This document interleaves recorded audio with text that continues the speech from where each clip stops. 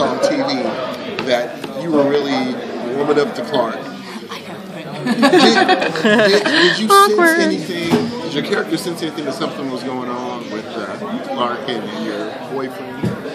Great. Yeah, your man. My man. I love the pod scenes when I kind of open up and it's Clark, because it's already, I'm like, who are you? You know, I already kind of get like, who's this girl?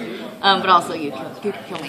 But then I end up really liking Clark, you know. I respect her as a strong, smart, capable female. I'm like, oh, this girl's cool. Like, why didn't I know you on the arc? We could have been friends. So like that's heartbreaking, because, and even as the episode goes on, we become closer. And like even at the end when we smile at each other, that was like, you know, we did it. Like we worked together, we saved it. And I love Abby too. And so I already feel like immediate bond to Clark. Like, you know, Raven did not have really much of a family on the arc, and her mother was not around at all, so she sees Abby as a mother figure, and Clark is almost like the sister she never had. So it makes it very difficult, because Raven's not a dumb girl. And I'd say in the 5th episode she's not sensing anything. She's just in blissful, like, I'm alive, I made it, my boyfriend's here, yay, you know, love it. But that unfortunately ends very soon. Yeah, so she starts to put the pieces together. And you'll see that next episode. Yeah. From what we understand, the next episode or 2, there's going to be some flashbacks. Yes. Are we going to get to see a lot of Raven, like the backstory there? Because I'm fascinated. Youngest mechanic, I was like, high five. Prodigy. I was like, right on. I know. It's funny because the writers always talked about it and like talked about doing that whole thing and developing it. But this is not Raven's flashback. Maybe in season 2 we'll get some of that. But it's mainly focused on developing Octavia. But it's really funny because there's other people in the cast that are in it. Where it's like, that's cool that they, you know, obviously all interact. Right. Yeah. But I'm excited. I've only learned kind of tidbits about Raven, especially through Nigel in the 2nd episode, because her, you know, the things she says about her mother. That was so. I was like, oh, something's going on there. Yeah, so that's a big key into Raven's past is Nigel. Okay. Oh, that lady. I know, right? Now will Raven take on a more role as like chief engineer down on Earth? Right? Scotty. I mean, she's a plumber. No.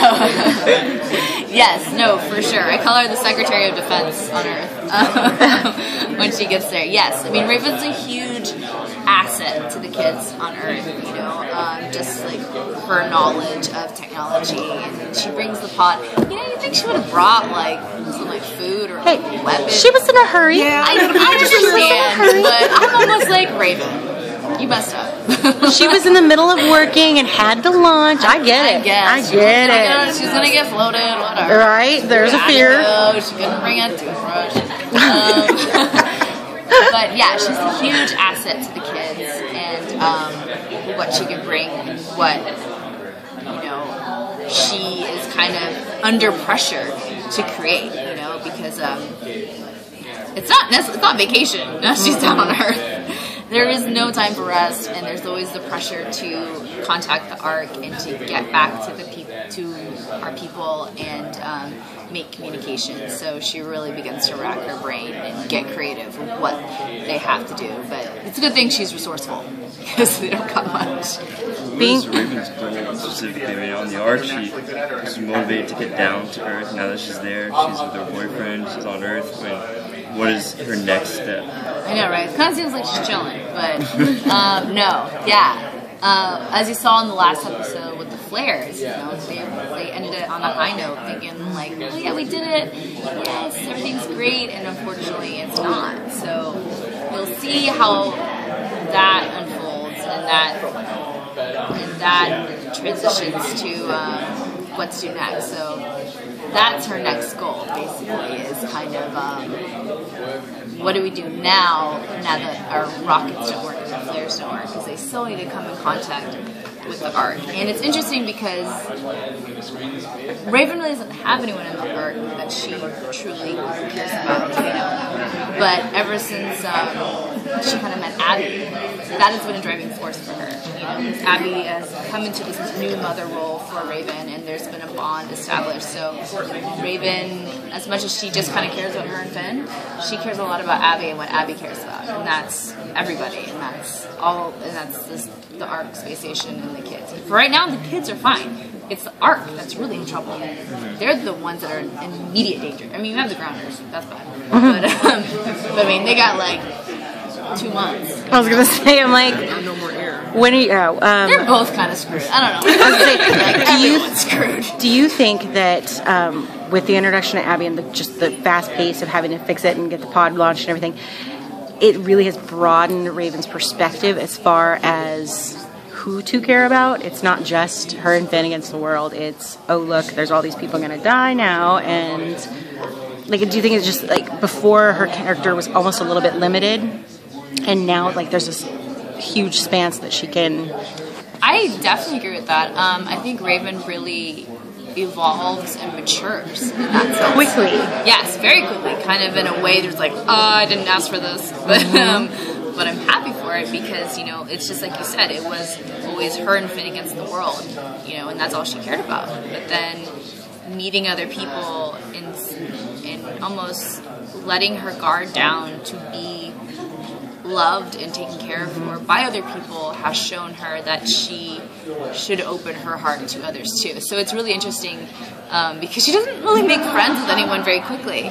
So it's really interesting how she does navigate relationships on Earth, and that a lot of it stems from Abby, from what Abby kind of opened her heart to. Yeah. She grows up a bit. Now, do you see yourself personally in your character? Any part of your character, do we see a little bit of Lindsey? I do. I'm a kind of a tomboy, so it's funny because I grew up a tomboy, and then I moved to LA and had to learn to be a girl. Oh no! No, it's true because I mean, you know, auditions and gotta put on the makeup, gotta do the hair, like it's a whole ordeal. That's a thing. You gotta look your best. So I had to like take classes. Like I watched YouTube. Like I had no idea. It was sad. But my reps are like, Lindsay, you can't go into audition with your hair in a ponytail. What's wrong with you? You have to wear makeup. So it's like, oh god.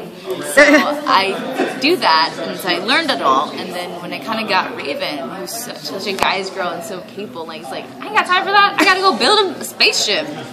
It was like, oh yes, I kind of like gotta relax and kind of go back to those roots. And so when we're outside in the forest too, I mean, we're literally just like a bunch of kids playing in the dirt. So I mean, that's what I kind of relate to my childhood like. So I definitely feel that aspect of Raven, and like Raven's, you know, really fit and like athletic, and I grew up playing sports, so I wasn't good at sports. Raven would have been good, I wasn't. So, but that kind of discipline and liking that and pushing the limits and pushing your body that way, I think we're very similar too. She's a lot smarter than me. It was like when I first saw your character. Super smart. When I first saw your character, I was like, she's cool to watch the game with. Yeah. Drink the beer and everything. So, you know, awesome. But she's super competitive, so she'd be annoying. Love it. I love it. Guys. Thank you so much. Thank you so much. Have a good con. Oh, no, for sure.